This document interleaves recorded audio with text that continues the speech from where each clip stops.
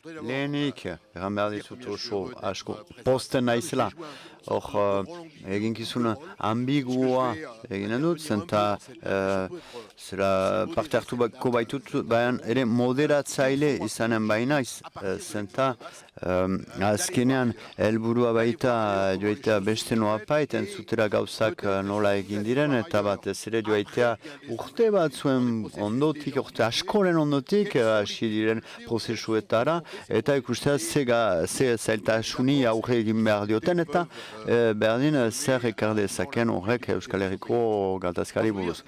Nahi nuke ere erran, sarrera gisa, posten naizela, unkitua naizela, eta gogoratzen baina naiz aietez, horretzen naiz ere foroa urte baten buruan, Baionako Unibertsitatean egin zen foroa zere gogoratzen naiz, eta gogoan atxiki behar ditut, asko aipatu bat justizia transizionala eta aktore berezi bat, Luis Joane bazen, eta zera hori bat da niretzat hori aipatzea, eta Luis Joane eren izena baitu zuzentzen duten institutuak, eta aipatu duzuen justizia transizionalak Luis Joaneren gogoetara erabaitama gaitu.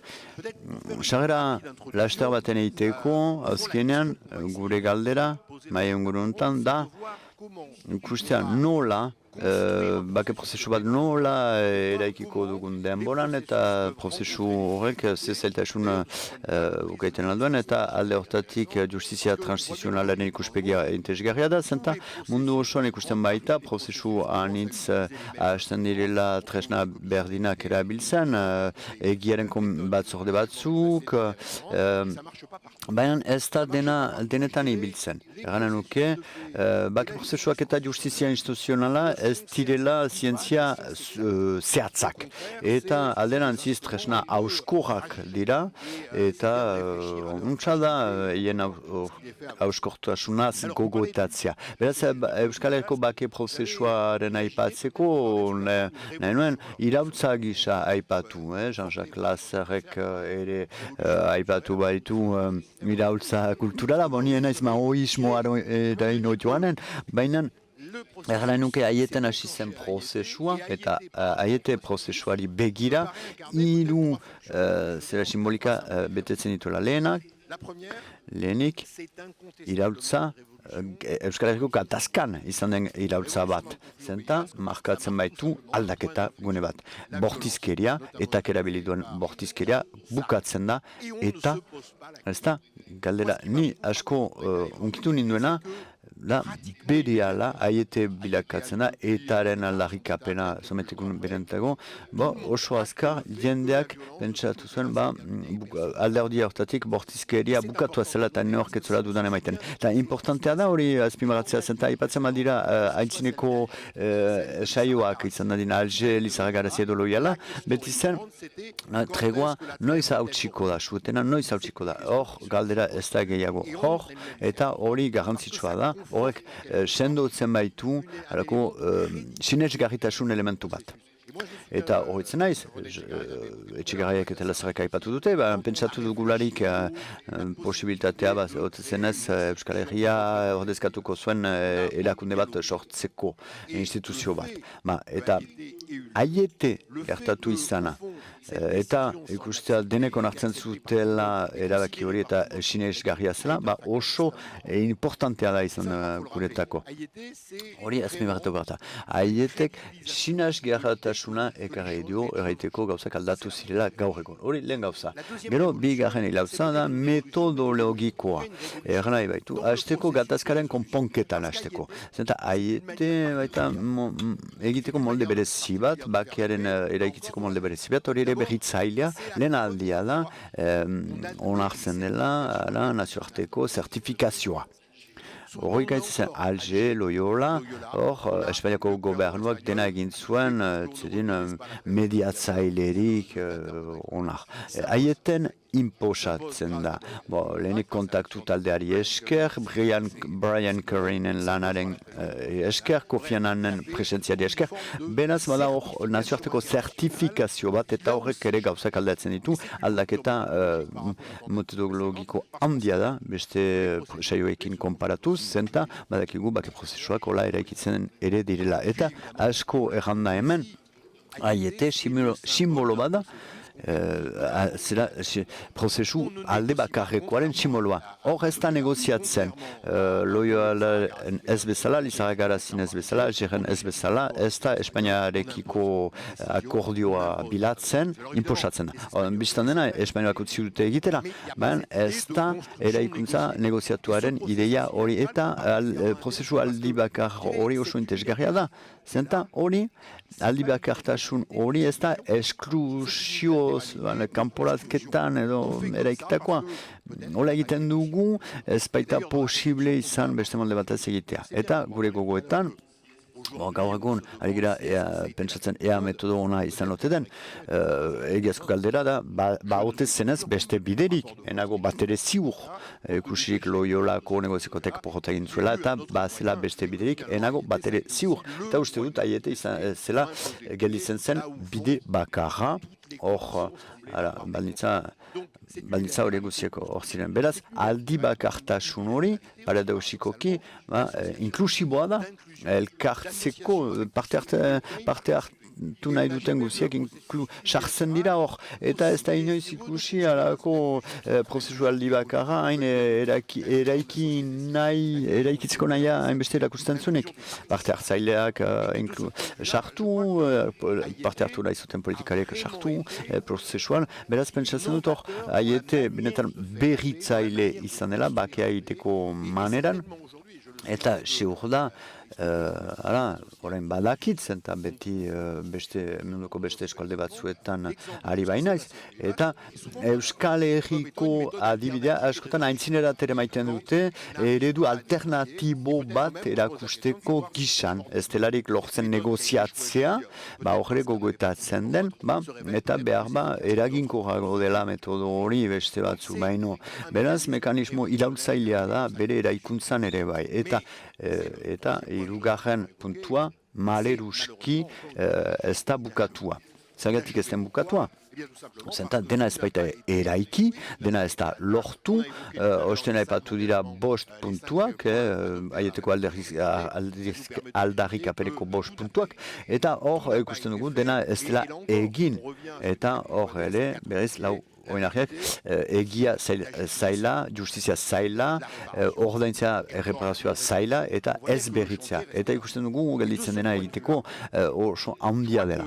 Eta, hamar urte berantago, interesgarria dena da pentsatzea, ikustea, aiete ez gertakari bat bezala, baina prozesu bat bezala eta iraupenean. Azkenean, aiete irekitze bat da, denbora baten irekitzea, bilakaera baten irekitzea, eta badakigu prozesuak zailtasune aurre egin beharko diola. Gatazka prozesu, bake prozesu guziek munduan topatzen dituzten oztopoak, baina justizia transizionala aipatu da, beraz justizia transizionala bide guziek hiru oztopo horiek badituzte. Lehenik, boterearen jarrera. Bake prozesuik ezin daiteke lekuan eman, botereak ez badu parte hartzen, ez bada bertan implikatzen. Presoen gaia oso klasikoa da alde hortatik. Logika hortan, presoak lehenik urbiltzea eta gero askatzea, beti negoziaketaren, akordioaren, itunaren lehen puntua da. Eta pentsatzen da, urgunago joan behar dela. Hor, hemen, arazoa da, presoen urbiltzeko, askatzeko, estatuek behar dute parte hartu. Eta hemen estatuek kalte egiteko botera atxikitzen dute. Beraz, lehen galdera da, nola, estatuek nola parte hartuko dute bake prozesu hortan, eta berdin, menturaz, nola bortxatuko duten edo nola bortxatu estatuak edo bake prozesuan hortan parte hartzera. Hori egiazko zailtasuna da. Estatua landier arrisku handinetarik da, bake prozesuaren zat.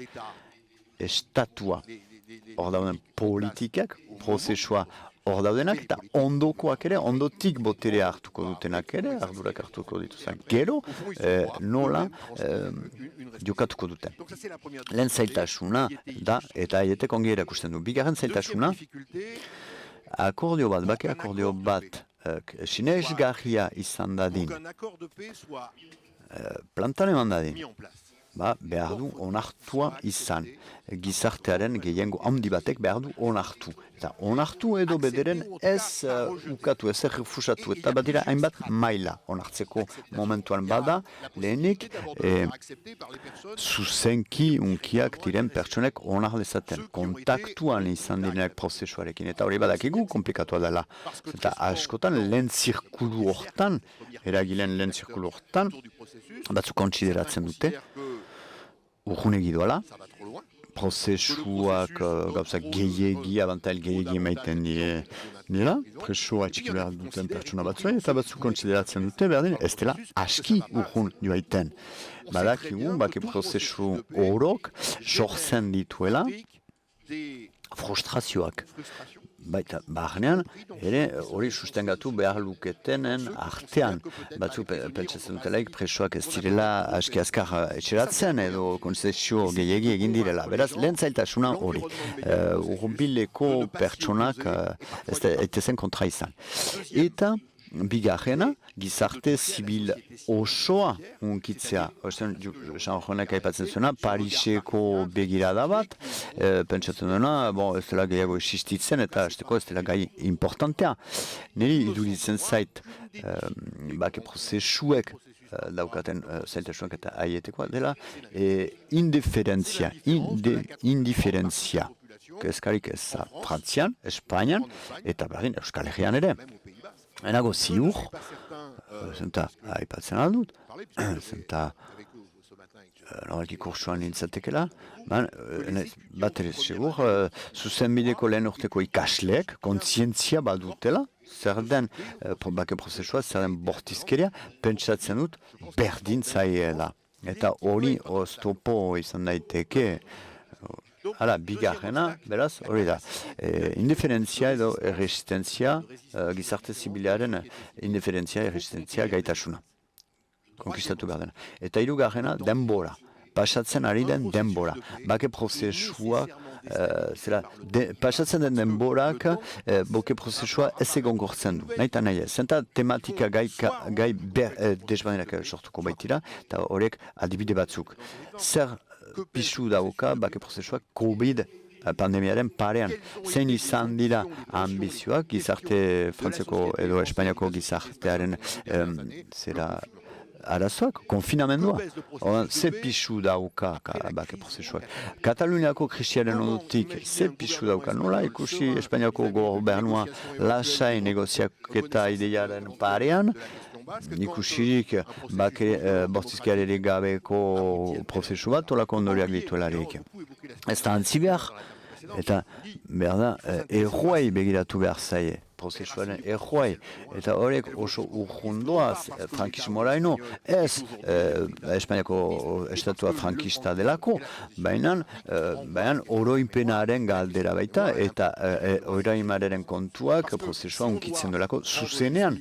Zenta justizia eman behar balima zaio prozesuan barne dena, 75 aintzin gertatu zenari ere, pentsatu behar da, frankismoaren kontrako gudari batzuen errebealitazioa, eta beste bat, frankista bat zuen kondena, naiz eta kil dituen, torturatzaileak zirelako edola.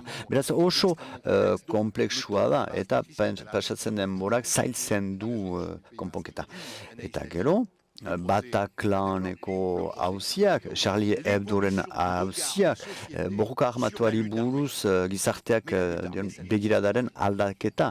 Borroka armatua ez da gehiago existitzen, gerrillerosak ez dira gehiago, gaur egun terrorismoa da, eta ikuspegi hori kasik inkontzientea eragile gehienena. Hola, aldaketa bat izan dela, horrek zailtzen du, janrenek aipatzen zuen, ze zailtasunak ukanduen, eta behar izan dugu, eta magistratu bat zuen aintzinean lekuko izan baigira, azaltzeko zer den bake prozesua. Sentsazioa, gure hizkuntza ez zutela ulertzen. Dekalaje kultural handia bazela. oztopo handia da. Segur naiz, magistratuak, parean genuen magistratuak, ez zela ezer bake prozesuaren kontra. Pentsatzen zuen, justu, ezin ulertua zuen.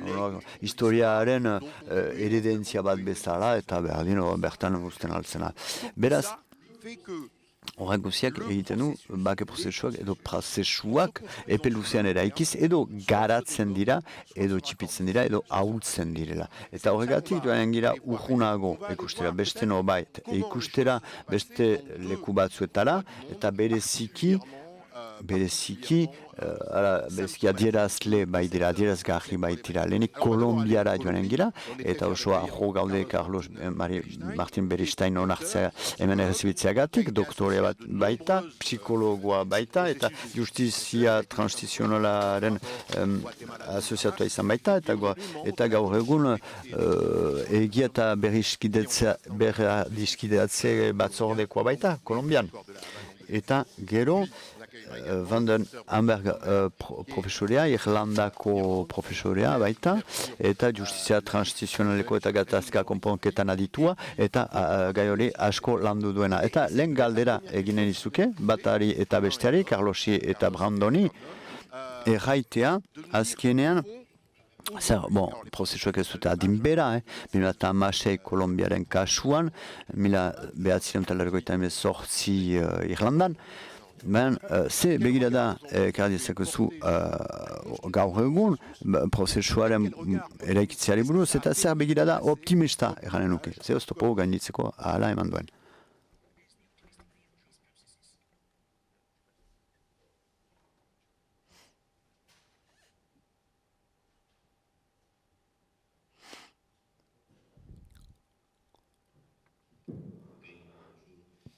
Egunon. Je vais essayer de parler en France. Je viens de la Colombie. Je viens de la Colombie et de le Mexique. Mon français n'est pas très bon. Ene frantsesa ez da oso. Mais je tenterai de faire un... Saiatuko naiz erantzunera ekitzailea egiten Kolombiako bako prozesuari buruz. Kolombiak bizi du gerla. Amerika Latineko gatazka luzeena. Il y a des antécédents de situations d'avant le commencement. Badira gerrilla mota desberdinak, gobernua, armada, beraz, gatazka oso luzea denboran, zera prozesu demokratiko bat duen herri batean, ez da diktadura batean gertatu, Argentinan edo Txilin edo Amerika Zentraleko Salvador Guatemala bezala. Beraz, ni ere zat Kolombiara joan naizenean, adiskidea anitzek esan didate, nola zoaz Kolombiara ezin da bortizkeria ulertu Kolombian eta Kolombiako bortizkeria. Eta esaldi bat asmatu dugu, prozesuari buruz, bortizkeria Kolombiako gatazka ez da gatazka nahasia, da gatazka komplexua. Nahasmendutik komplexutasunera pasatu behar dela. Dinamikako lartzeko, gaur egun egiaren batzordearen lana da, hori egitea, pasatze hori, konfusioa edo nahasmendua eta komplexutasunaren artean. Bilkura hainitz egin ditugu, biktima anitzekin bildu gara. Eta beti entzun ditugu, biktimek esan digute, egiaren behar daukagu, egia horrek azaldu behar du zergatik. Ez bakarrik kontatu kasu, kasu bat, eta beste kasu bat, eta beste kasu bat. Baina kontaketak behar duela zergatia azaldu. Zein, nundira ardurak horren gibilean, horlako bortizkeria baten gibilean, nundiren ardurak. Prozesua hasi zen, 2006an, bake akordioa izenpetzearekin, zen historia bat, lehenago garrantzitsua, zen eta osten aipatu baituzu gizarte zibilaren garrantzia, eta hainbat mintzalditan ere aipatu baita. Eta izan da izenpedura bat lehenago, 2014 baino lehen, baina bakeak akordio hori plebizitu publiko baten menpe zegoen, onartu ala ez. Bozkatzen zen, bake akordioa, onartzen zen ala ez. Eta bizi izan dugu, ezetza, ez dute bake prozesu hori, 2014koa, ez dela onartua izan, zenta, ez da bat izan baita, jakiteko, oposizio politikoa, bake prozesuaren kontrakoa. Hori, Euskal Herrian ere gertatu da. Nola egiten da bake prozesu bat, kontrako testu inguru batean, nun indar politikoak ez dute nahi aterabide politikoa izan dadin. Beraz, izan dugu ere beste aldaketa bat, bake akordioa aldatu da, gero onartu da, Kontsilo Konstituzionalean, 2016an, eta 5. puntua lantzen hasi gira, biktimena dena. Lehenago, pixka bat aipatu nahi dut, baldintza zailak, kontrako baldintzak. Aipatu dugu, pixka bat, Kolombia, zera Erdi Amerikan ez bezala, beste gare batzuetan bizi izan ditugun prozesuetan, hor, terrorismoaren kontrako gerlaren testu inguruan egin den lehen prozesua da. Beraz, Kolombiako gobernuak ez du onartu gatazka armatua bazenik. Naiz eta talde armatuan itzukan, 3 gerrilla, talde militarrak, armadaren ekintza militarrak, eta alare, etzen onartzen gatazka armatua bazenik. Ukatze hori, ukapen hori, horrek, ez da onartzen ere biktimen esperientzia onartzen. Hori ere bazterreko gai bat bezala usten da, terrorismoaren kontrako bazterreko gai bat bezala. Hori pasatzen da, eta Euskal Herrian ere, holakoak ikusten ditugu, polarizazio sozialerako prozesuek badute eragin oso handia. Ostion aipatu da prozesua. Baina, nik lan egiten dut, Salvadoreko jesuita batekin, Martin Baro, psikologo sozial batekin, hil zuten jesuiten kontrako sarraskian, 89an, eta erraiten zuen polarizazio sozialeko testu inguruan, galdera tipuari buruzko galderek, edukiarena, tipuak erraiten du, zoin da zure aldea. Eta justifikatzen du ze erraiten duzun. Ze alde arditako zeren eta ez da behidatzen erraiten duzunaz, baina nik zure alderdiaz daukadan ikuspegiaz. Hori oso importantea da. Ostion entzun dugu hitzaren inguruko galdera. Ez da simplea bat ere, oso garrantzitsua. Eta hitzak ere polarizazio sozial horren menpekoak baitira. Orain aipatzen badut bortizkeria terrorista, anitzek eranen dizute, etako bortizkeria aipatzen duzu. Eraiten duzu bortizkeria politikoa, eranen duzu, emaiten diozu legitimotasun bat etaren bortizkeriari. Beraz, oso zaila da, hitz egitea bera. Erraitea zeinen aterabidea eta hizkuntzak berak, hizkuntza bera polarizazio horren menpeko baita Kolombian ere gertatu da hori, eta beste galdera oso garrantzitsua. Nola egiten da prozesu bat, pedagogikoa gizarteari begira. Eta zergatik Kolombiako lehen akordioa galdu zen. Eta bazen bakerako negoziazio bat, hainbeste gobernurekin egin dena, Norvegiakoa, Kubakoa, eta etzen egin zen gizarte zibilarekin ezer egin gabe Kolombian. Eta beraz bake akordioa etortzen da, handago, eta gizarte zibila hor.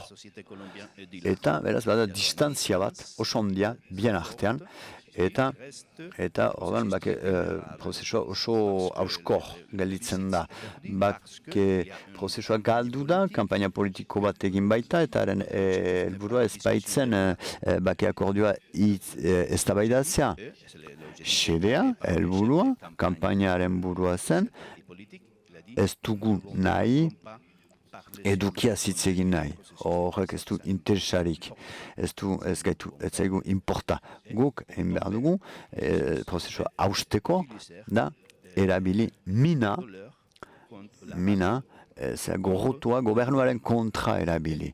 Hori da, perspektiba horretan lan egin dute.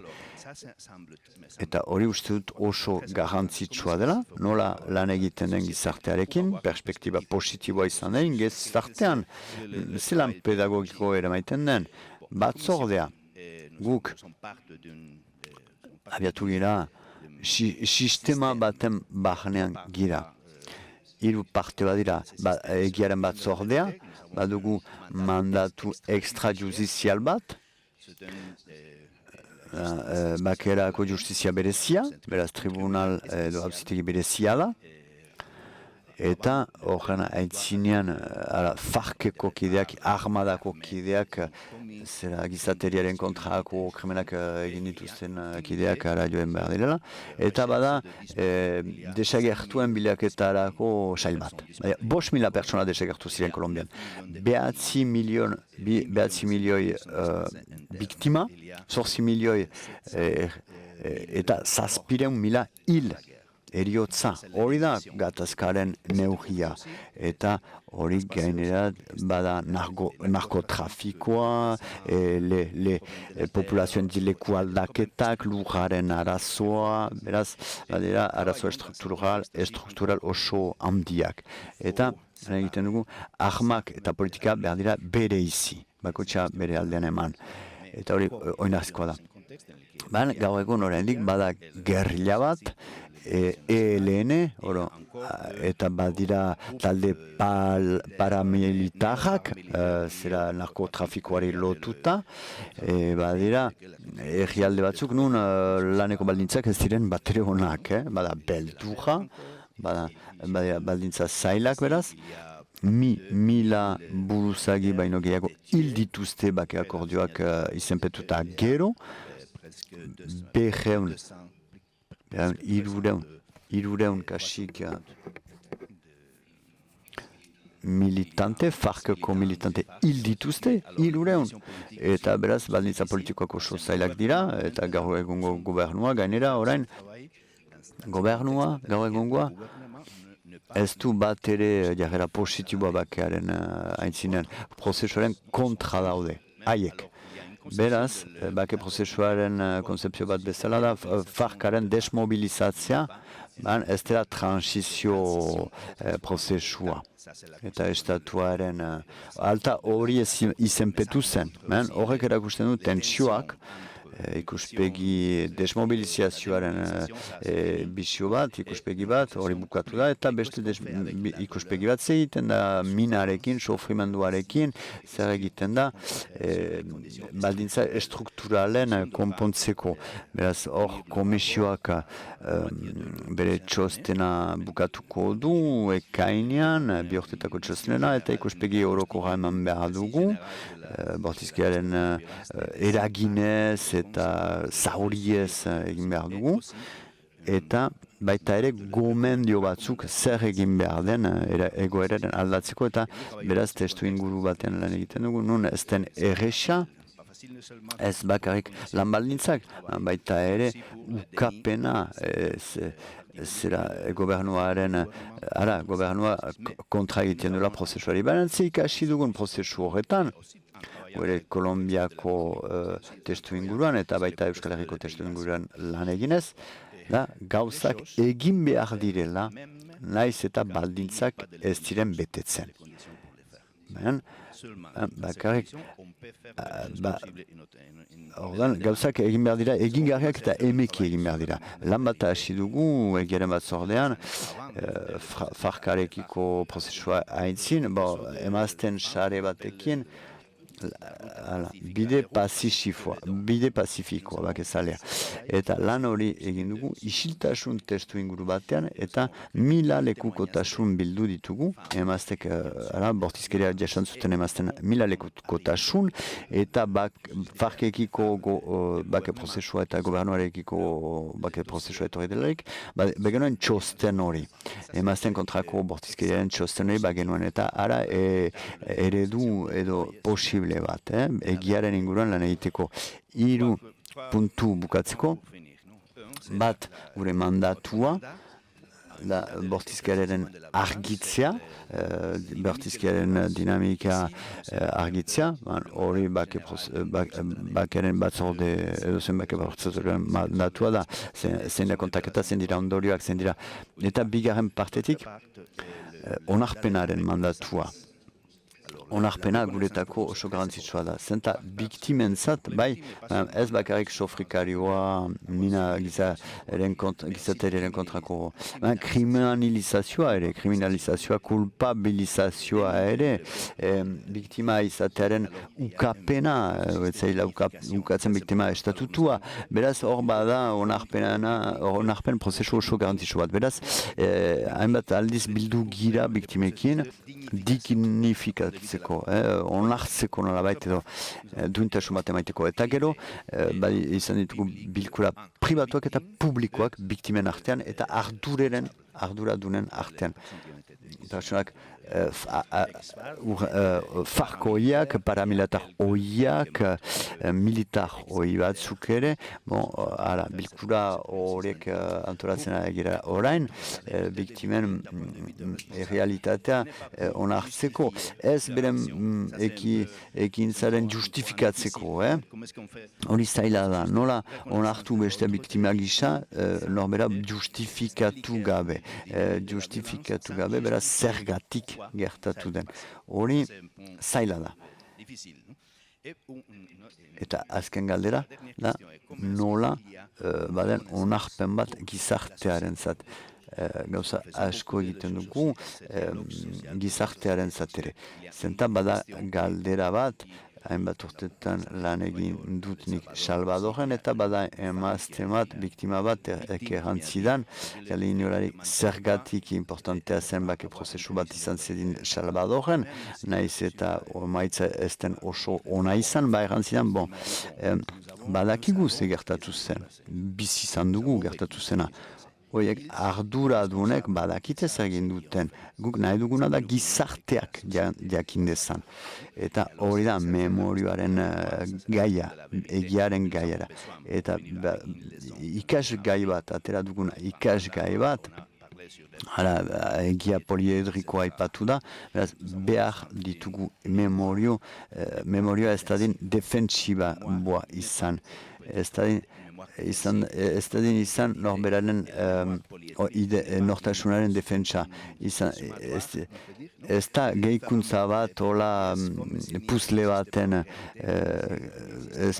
desberdintasunik ez baliz bezala izan behar da.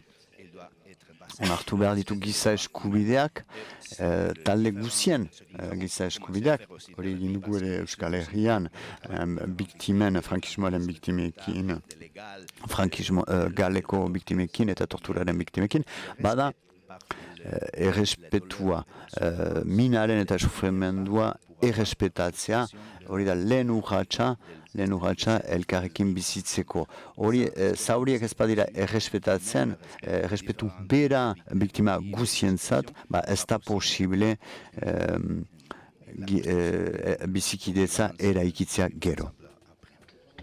Mil esker, lehenik, hitza eman aintzin hanberri, pedagogia zaipatu duzuna esan nahiko nuke. Nola egin prozesua jendeek berenganat dezaten, eta maitatu dut konfusiotik konplexutasunera erranduzun hori, eta berriz aipatuko dugu batzorde hortan egin duzun lana. Brandon, aipatuko diguzu pixkat Irlandako prozesua eta egungo bilana. Zertan dagoen gaur, ze ekarri duen, ze zailtasun izan dituen, eta bar. Thank you very much, and thank you for inviting me here to speak.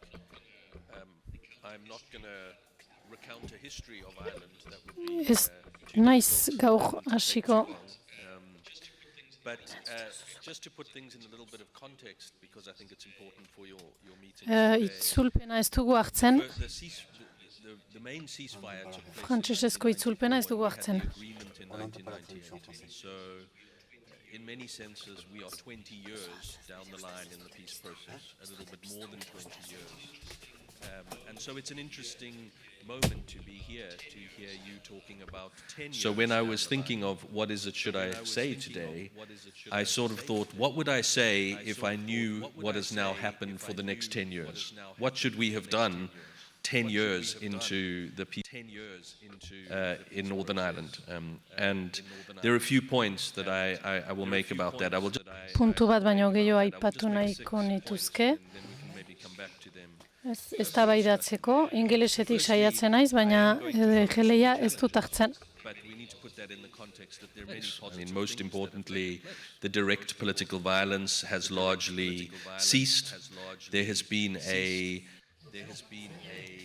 dramatic Erreforma bat egon da, poliziaren erreforma bat, eta hori etorri da komunitate nazionalisten bitartez, katolikoen bitartez, konfiantza izan dute, hori lehenago etzegoen, eta preso batzuk askatuak izan dira, eta preso horiek gizartean berriz sartu dira, eta nahi oso gutxitan gertatu da berriz bortizkeriara jotzea, beraz, biktimak lagundu dira baita ere, ez da perfektua izan, baina azpiegitura bat egon da, biktimak laguntzeko, talde asko egon dira elkarrekin lanean, ez genuen uste elkarrekin lan egin zen ezaketenik,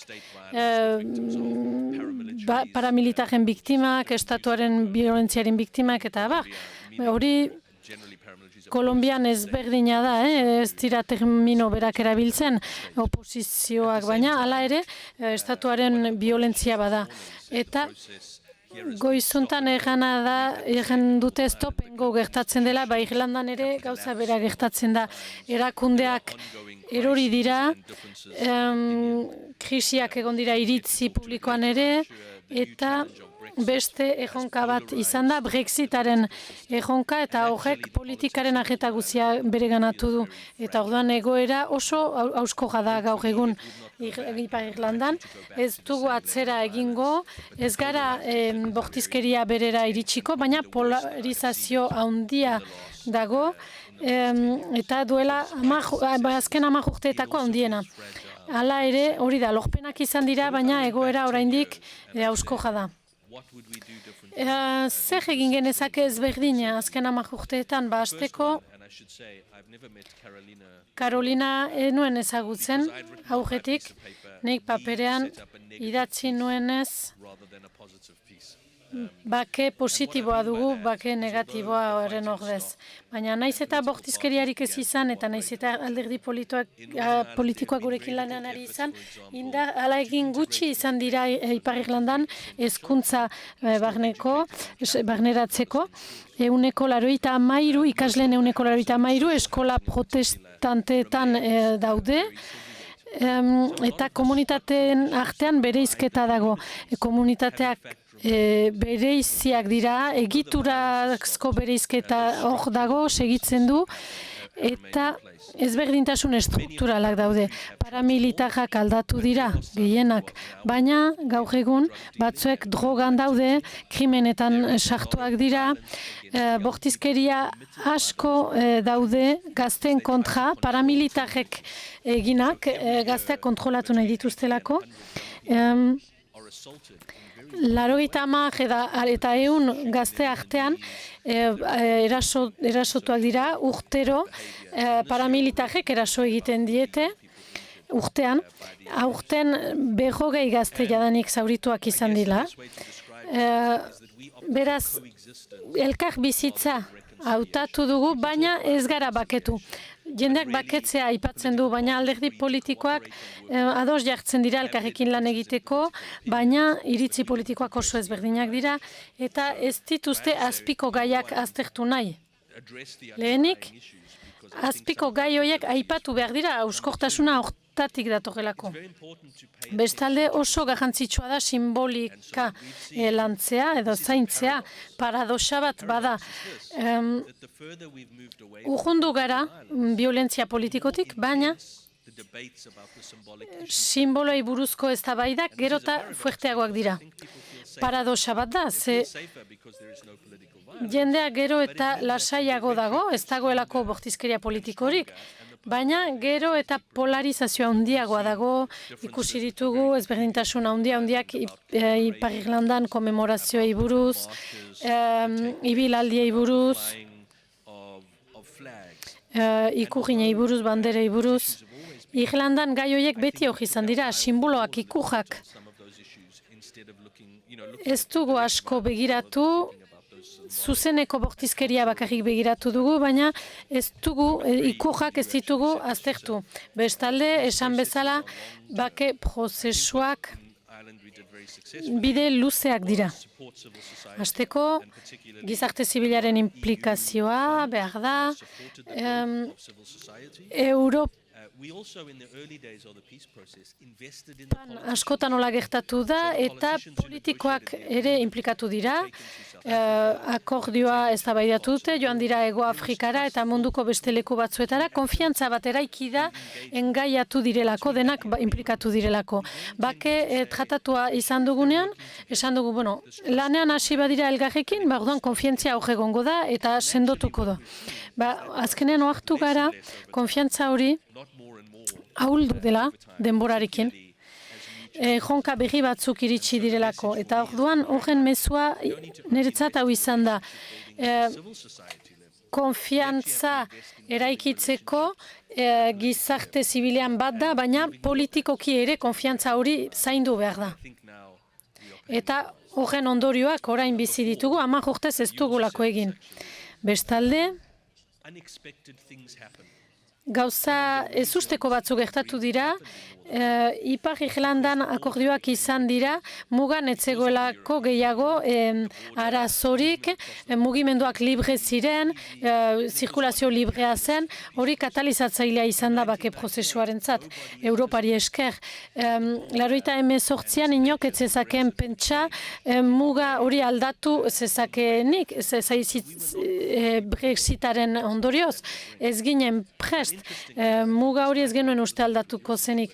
We have also seen Ikusi dugu bestalde, beste aldaketa bat izan dela, funtsezko aldaketa bat, interes maila ezberdinak agertu direla, Estatu Britanikoa, adibidez, Tony Blairek akats asko egin ditu, baina behintzat egia da, egiazko interesa izan duela, eta benetan konpondu nahi zuela arazoa. Ahalegin asko egin ditu, energia initz eman du hortan, when we move to conservative eta governments, ondoko gobernuetan kontserbatzaileak gutxiago interesatu dira, Ipar Irlandari. Boris Johnsonen administraziora iritsi gara, eta ejan diogu Brexita negoziatzean zure arazoa handiena muga hori izango da, Ipar Irlandako muga txiki hori, ez dio kasurik egin hori. Eta nik uste dut, zaila dela ulertzea hori interes falta handia izan da, eta gero eta handiagoa da. Beste kontu batzuk badira, baina egia da politikoak aski gutxi interesatzen direla, ez dira kezkatuak gai horrekin. Paradoxa interesgarri bat bada hor, eta da, unionista askok Britania handian egon nahi zuten, eta Brexitaren alde bozkatu dute, baina orain, horiek oso triste daude, ez delako akordiorik izan Brexitarekin. trust within the national Orduan, konfiantza horrek ez du osoki apurtu komunitate separatistekin, baina unionistak aldiz, ahul sentitzen dira. Gai teknikoa da, naiz eta sartuko, baina egia da ez usteko batzuk gertatu direla bide hortan, eta ez ginen bat ere prest. Bestalde, egana izan duzue behin baino gehiagotan, iragana jokatu behar da. Ez dago mekanismo bat iragan osoa barne hartzen duenik.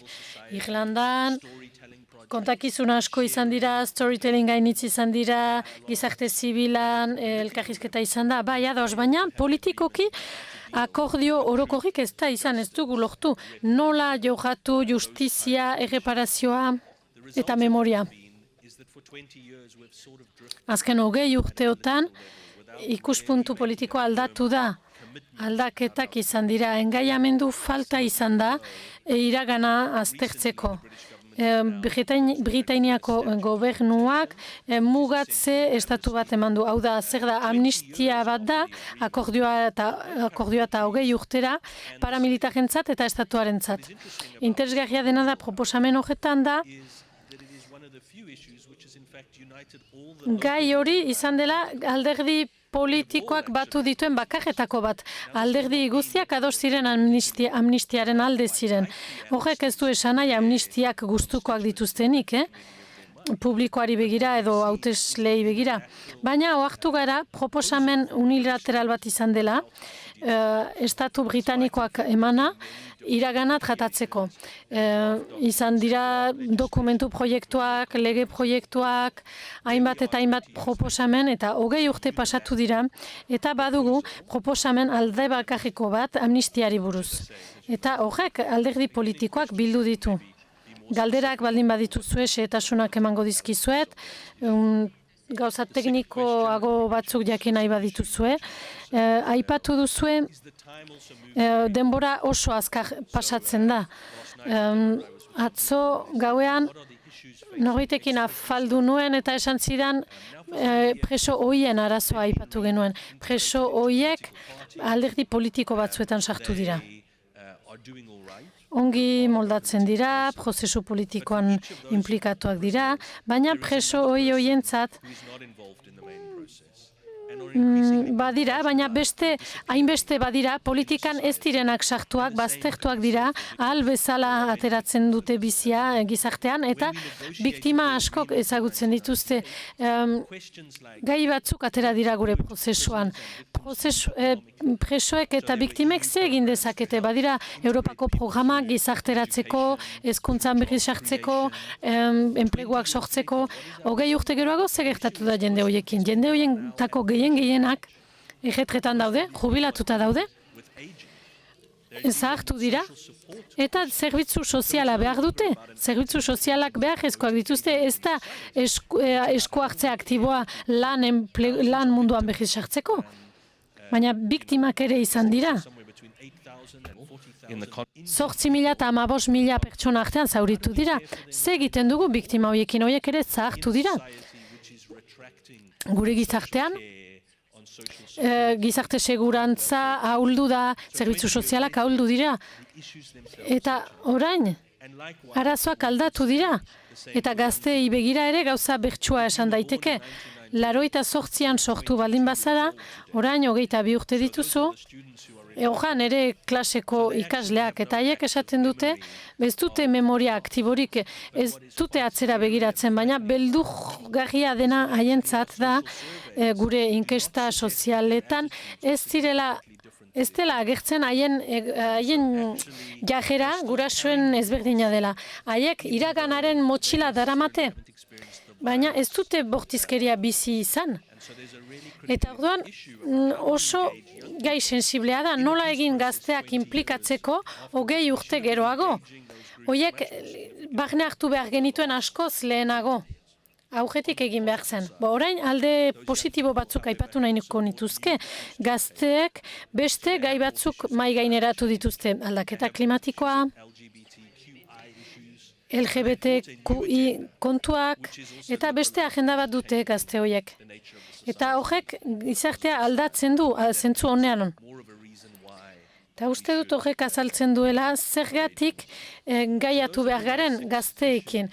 Horiek dira nire atxiki ditudan irakaspenak, eta labur biltzeko esango nukeena da, hobe izango genukeela duela 10 urte gehiago aurrera egin behar genuela. Denbora galdu dugu, 98an akordio bat izenpetu genuen, baina hori behirakurri behar da. Enpresa bat bezala gure plan estrategikoa behikusi behar da, zein da gure ikusmoldea gaur egun. Guk uste genuen trenbide batean bezala aurrera segituko zuela, baina ez, osagai zailak badira, ezberdinak, ez ustekoak, denbora eta energia baldin badugu, espero, jendea nekatuta dago. every 10 years. 10 urtero plan horiek berrikusi behar dira. Irlandatik ikasi behar duzuena da, duela 10 urte egin behar genuela. Bai, oso interesgarria da, gauza berri batzuk gertatzen dira, eta aldi berean oinordetza bat bada, bortizkeriaren oinordetza hori gazteak bizkar gainean daramatena. Hori behar ba muga aipatuko dugu, amnistia aipatuko dugu, bakearen komisioarekin, egiaren batzordearekin, baina Carlos nahi nuke aipa dezazun berriz Kolombia, galdera hau da, hainbat gai aipatu dituzu, egiaren batzordean hitz egin den jendeari buruz, baina ze esan dizue biktima horiek? Labur bildu bazenezake, zein izan dira ekarpen nagusiak jende horienak, eta gaur egun 2021-22an zein izango da zuentzat prozesuaren urrengo urratsa? Biktimak oroak, biktima hainitz eta jarrera ezberdina dute, ezin ditugu biktima guztiak berdin ikusi. Egia oso garrantzitsua da, lekukotasunak ukaitea, aintzat hartzea oso importantea da. Eta hori biktima guztientzat.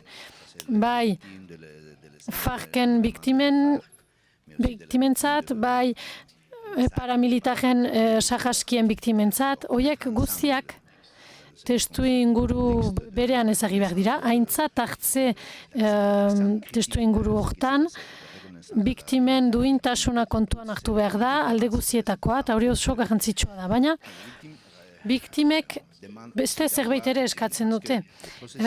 Kolombiako prozesua zatikakoa izan da. Izan da lege bat biktimei buruz, egia aipatu aintzin. Bada, memoria historikoaren zentro bat, baina egiaren batzordea etzen oraindik sortu.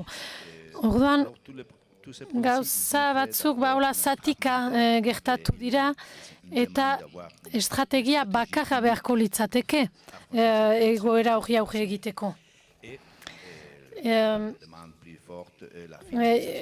Eskaera handiena da gatazka armatuarekin bukatzea, ze gure egoeran bortizkeria egiaren leku batzuetan oraindik hor dago, narkotrafikoarekin lotuta, egoera ekonomikoarekin lotuta, lujei lotuta.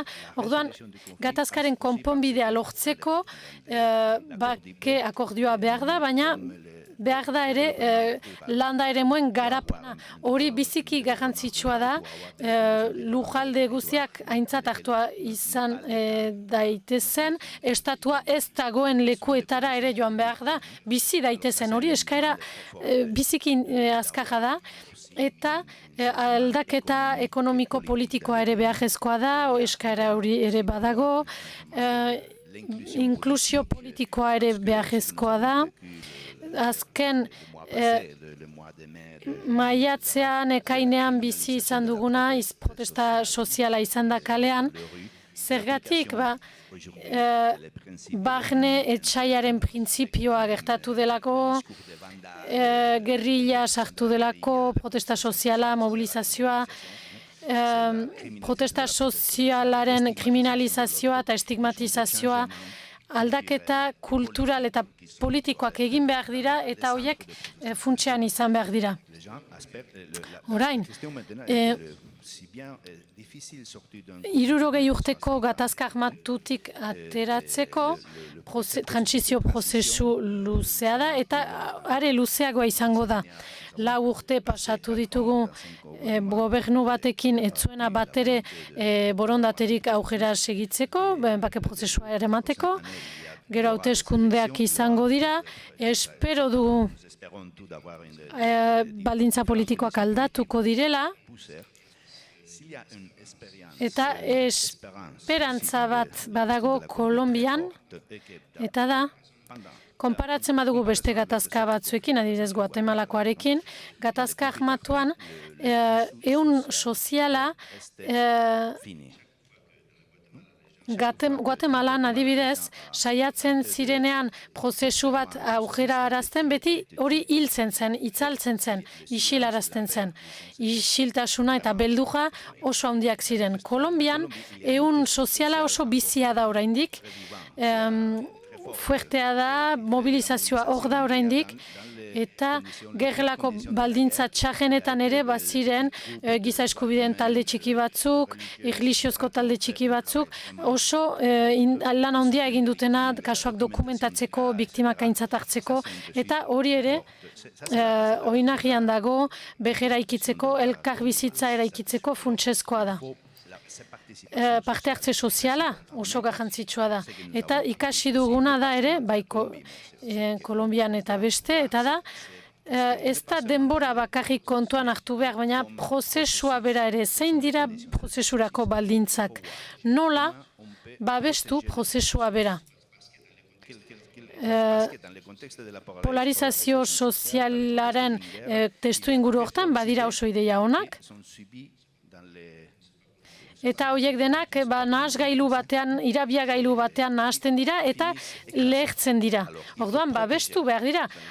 Aieten aipatzen da parte hartze, nazioarteko parte hartzea aipatzen da, eta horrek babesten du prozesua aintzina segitzeko.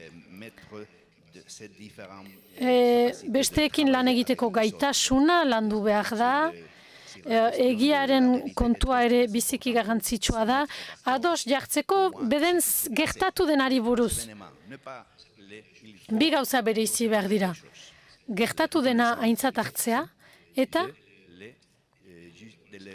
eta biktimak aintzat hartzea, denei duintasuna ematea, eta ze mekanismok ahalbidetu duten egoera hori. Lehenik lehena adostu behar da, eta gero aipatzen da bigarrena, zein direna jasoiak.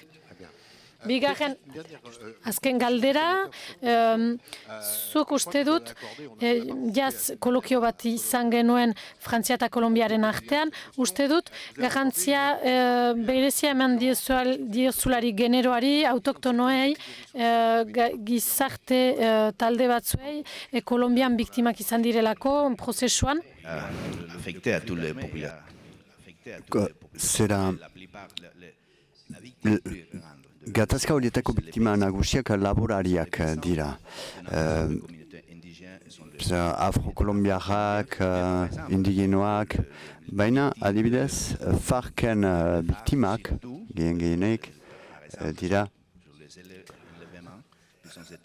adibidez, beste klase sozialetako pertsonak eta enpresariak eta hori galdera zentrala da, zenta badugu memoria baten beharra, egia baten beharra, talde guziak ordezkatzen dituen, biktimen talde guziak ordezkatzen dituenak, izan behar da espazio bat enpresarien dako, FARC-ak baitu zituen enpresariak, beharko ziren laborariak, nekazariak, paramilitalarek hil dituzen nekazariak, behar dute leku bat, behar dute, aipatzen da, positibo faltsuak zera, bai, militarrak hil dituztenak adibidez, erraiteko erranez FARC-ek hil zituela, positibo faltsuak edo bandera faltsu baten azpian hil zirenak edo, beraz, leku desberdinak, batzutan kontraesankoak edo kontradiktorioak, baina esteko, batzordearen txostenean izanen da,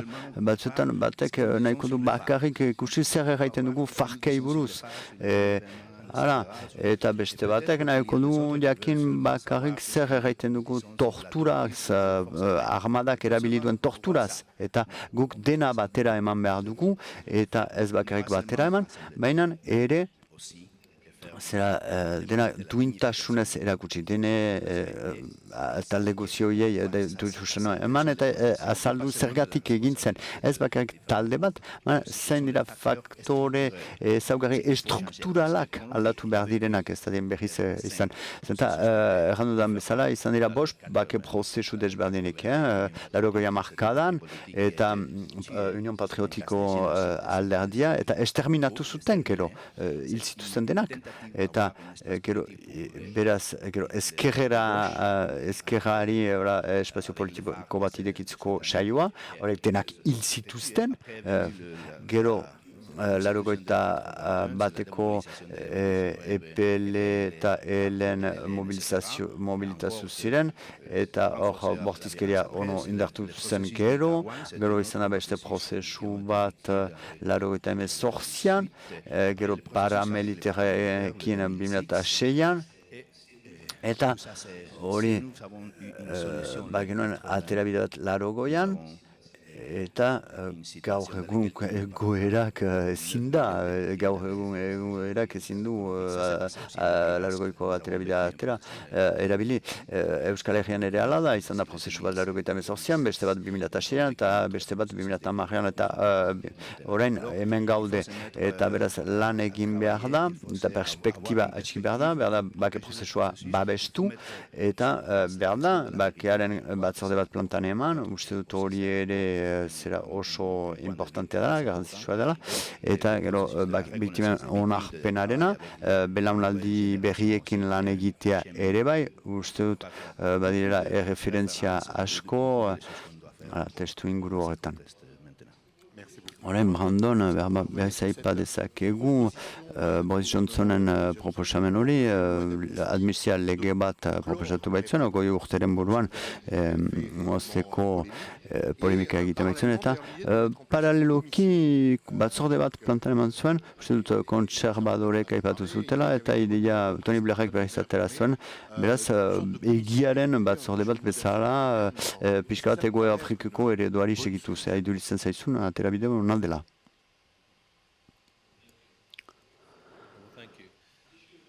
Mil esker, nire galdera egiari batzordea Iparri Jalandako beti oso polemikoa izan da. Hainbat ikuspuntutatik. Eta beraz saiatzen gira aterabide horretatik urruntzera, eta horrek ez du egan nahi proposamen batzuk zutela egiaren batzorde baten elementu batzuk hartzen, behar proposamen oberena negoziat Stormont House Agreement, akordio hori, itun hori,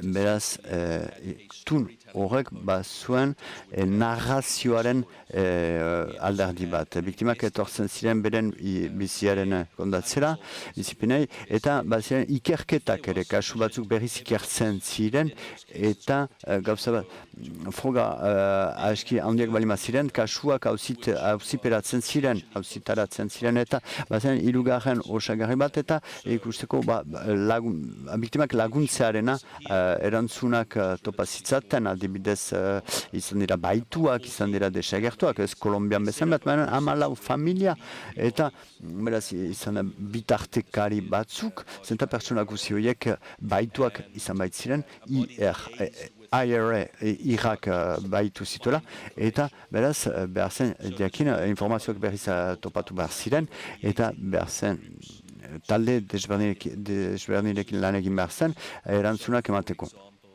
Adibidez, polizia bat hil zuten, baina bi egunez egon zen kampainan gorputza harrapatu bainoen, eta pentsatu zen, zergatik bi egun nola gorputza han zetzala, eta diakin behar zen, zergatik beldur ziren berdin, balima zen, nahi zuten, diakin zergatik, berba beldur baitzien beste bomba batzuk izanen zirela, eta bombak beste pertsona batzuk hilen zituela, beraz, behar da, zei galderei erantzuna, eta laugarren usagaia da, bir adiskidetzea, sustatzea, eta ezagupen hori, zera alderdi politikoak onartu behar dituzela beren petioak akatsak.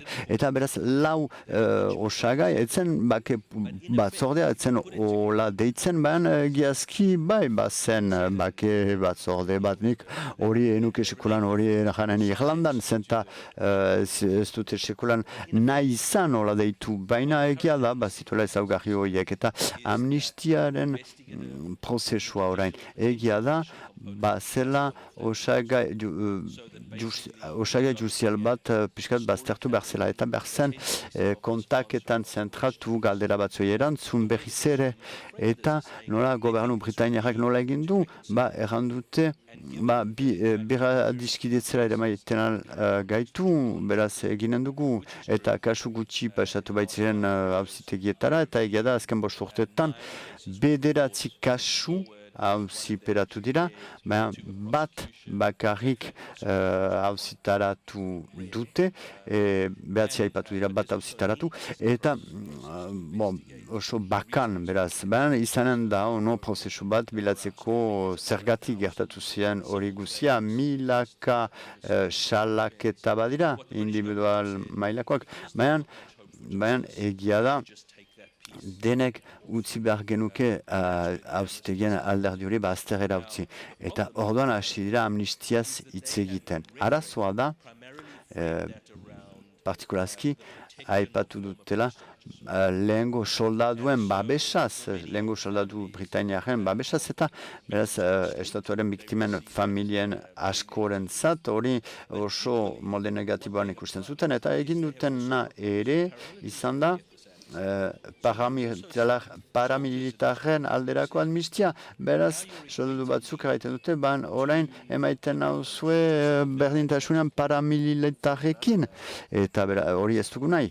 Eta beraz, nire iritzia da pentsatzen dudala, beraz, naiz eta justiziaren perspektiba ahula den, nire ustez, segitu, eta perspektibak ahulak izanik ere, zenta biktima askorentzat, psikologoek erraiten dute, nik ere uste dut oso garrantzitsua dela pentsatzea, justizia nahi badugu, lortuko dugu azkenean, eta hori ere funtsezkoa da biktimentzat, naiz eta beraz, suerte edo probabilitate gutxi balima dira ere, importantea da, garrantzitsua da biktimen dako ikus dezaten segitzen dugula. Beraz, uste dut alderdi guziak jartzen badira Irlandako gobernua, Britainiako gobernua, eta erraiten badute hau da gure proposamena, pentsatzen dut oso ongi hartuko lukela jendeak. Kasik simbolikoa, badira lau egitura bake batzordea osatzen dutenak, bake batzordea eren izena simbolikoki osi garrantzatsua da, eta gero biktimek badakite xantza gutxi, probabilitate gutxi dutela, aseak izaiteko hala ere posible izaitea oso garrantzitsua da. Beraz badira hor alderdi oso garrantzitsuak, psikologoak hori zaitea ere bai. Denbora joten ari zaigu, eta mintzaldiaren bukatzeko momentua heldu da, orain berba hitza emanen dizuet, bizpairu minutaz bakotxak, eraiteko nahi duzuena, nahi diguzuena.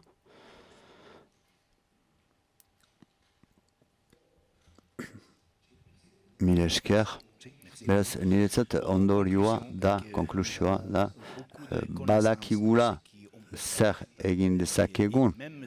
Eta nahiz eta baldintza negatiboak izan, beste herrialde batzuetan ere baldintza negatiboetan lan egiten dugu, baina badira hala ere egin behar ditugun gauzak, eta beraz hemen behar dugula, ikuspegi politiko dezabadinak elkarrekin ematea, konfiantzaren berre eraikitzea, berre eskiditzea, eranen dut adibide txiki batekin, prozesu horrekin segitzeko, zenta egin dugu lan bat Guatemala eta Kolombiaren artean.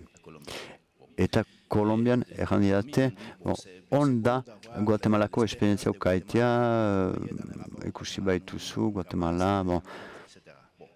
ordan hitz egin dut Guatemalako eskualdekin, eta etorri dira Kolombiarako bilkura batzuetara, elkarrekin eman ditu komunitateak eta antzi dut. Eta gero joan naiz Kolombiako jendearen ikustera eta jandidate Carlos oso garrantzitsua da ezagutzea, Guatemalako esperientzia ezagutzea, eta guk deia guk ez dugu ezer egiten, Guatemala esperientziak indar handia eman digu gauzak egiteko. Eta gero Guatemalara joan naiz, eta hitz egin dut hango pertsonarek, eta Carlos, bilketa horiek, topaketa horiek oso onak dira. Eta guk hemen ez dugu zer egiten, baina ikusi dugu zer egiten duten Kolombiakoak eta sinetxe zina da. Beraz, ala, adibidea, emaiten bat zenitu elkarrekin indar bat, bi impotentzia eta indar bat sortzen da. Ez da depresio bat, ez, indar bat sortzen da. Jendeak zera mirailan begiratzen duelarik, beste bat ikusten duzu, zu bezalako gauza egiten ari denari begiratzen diozulanean indartzen zaituela. Eskerrik asko, bon, berba bi ohar nik ere zera desafio anitzi buru egin behar izan diot, alde positibotik badira hainbat inkesta burutu direnak, bai Irlandan, azken hau goi urtetan eta galdera batzuk pausatzen ditugu, adibidez, pentsatzen dut duzu katolikoen eta protesten arteko harremanako betu direla azken 5 urtetan, eta badira gauza oso interesgarriak inkesta horietan. Adibidez, jarrerak aldatu dira. Erraiten digute, baina aldatu dira, asko zere mantxuago, denbora gehiago hartuz, uste zena baino mantxuago joan dira. Beraz, ikusten dira grafikoak eta emeki aintzinatzen dira, bada hobekuntza txiki bat, eta gu denak idealistak gira, eta nahi genuke progresioa oso azkarra izan dadin, baina ez da hola. Beste osagarri interesgarria da, badirela, piko batzuk gora eta beherak badirela. Eta da bidez, ostira santuko akordioa izenpetu zelarik. Hor galde egiten genuelaik baldintzako betu dira, harremanako betu dira, eta hor izan da goi bat, eta gero berriz behititu da. Eta gero aipatu da 2017ko asambladaren ondotik, hor berriz goititze bat, eta ondotik berriz behititze bat. Eta beraz beti hola. Eta orduan, osten aipatu ditut bere hizkuntza segregazioa eta biztan dena gauzak ez direla aldatuko egunetik biharamunera, baina interesgarria da ikustea gertatzen dela molde politikoan badu eragin jendearen baitan eta adibidez, pentsa, erranen nuke bai gauzak hobetu direla. Maila politikoa oso garrantzitsua da, impulsio bat emaiteko momentuan. Ez dakit gizarte guzietarako balio duenez, baina Ipar Irlandan, Euskal Herrian gizarte txikiak dira, neurriz eta pentsatzen dut gauzak aldatzen dituela bai garrantzitsua dela. Ala nire lehen oaxa, bigarrena, Osten Carlosek erraiten zuen liburuz, konfiantzaren garantzia. Bai, bakek prozesua da, hola deitzen zaio, eta prozesu bat ere da, beraz, eta berba ezin dugu pentsatu, berrogoi urtez segidezakela, prozesu horiek, berba beharrezkoa izanen da, ogoi tamar urte egoera batetara heltzeko. Beraz, pentsatu izatea ogoi urtetan bukatu ahal dugula, zera pixkat inosentea izaitea da. Beraz, zera konfiantza hori behar da sortu eta sustatu, komunitatearen mailan eta gero segitu behar da maila politikoan ere, batzuetan arrakasta genuen maila politikoan eta ez gizartean, eta beste batzuetan kontrakoa. Ez pentsatzen dute ronka dela, pentsatzea, jakitea, konfiantza hori nola sortu denbora berean, bi mailetan. Iduritzen zait oso interesgarria dela hola bukatzea, neurri psikologikoan, pentsatzea, zer diren prozesua berriz piztekoa emaiten duten ezaugarriak, haiete iraultza ez bukatua zela erraiten nuen ostion, haietara etortzekoa den iraultza bat, eta behar bada adibide bat, aipatzen aligunua, Eliza katolikoak batzorde bat plantan eman du, eta txosten oso importantea eman duena, estatuaren laguntzarik bat ere gabe, ikusirik 300.000 pertsona baino gehiago bortxatuak izan direla, eta horrek erakusten du, gizarte zibilak emaiten aldituela, gauzak edo egiaren batzorde batzuk plantan emaiten aldituela. Eskerrik asko.